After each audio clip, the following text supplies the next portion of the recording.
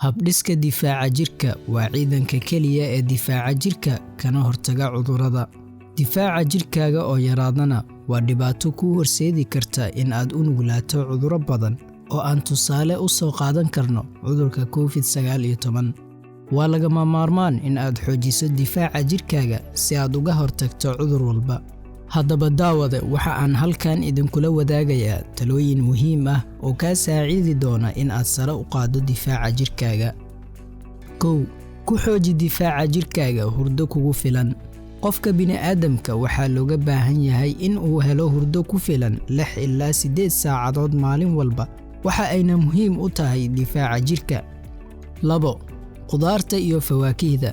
Qudaarta iyo fawaakihda waxa ay lafdhabar u yihiin difaaca jirka, waana safka koowaad ee la dagaalanka cudurrada, maxaa yeelay waxaa laga helaa in badan oo faytamiino ah iyo qaar kaloo macdano ah kuwaas oo muhiim u ah difaaca jirka.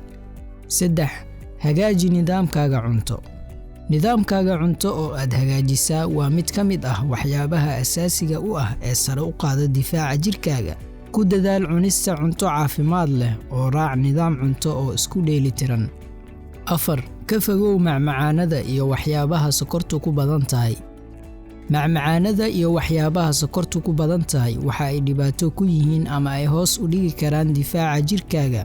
Cunista ama cabista waxyaabaha sokortu ku badan tahay waxa ay hoos u dhigaan shaqada unugyada difaaca jirka. Sidaasi awgeed, iska ilaali oo ku dadaal in aad si isku dheelitiran aad u isticmaasho, waxaana ugu habboon in aad ka heshaa ilaha dabiiciga ah sida fawaakihda. 5. Jimicsiga. Isku day in aad samayso jimicsiga noocuu doonaba ha ahaadee 30 daqiiqo maalin walba ugu yaraan. Xitaa isku day in aad samayso jimicsiga socodka si aad u xoojiso difaaca jirkaaga.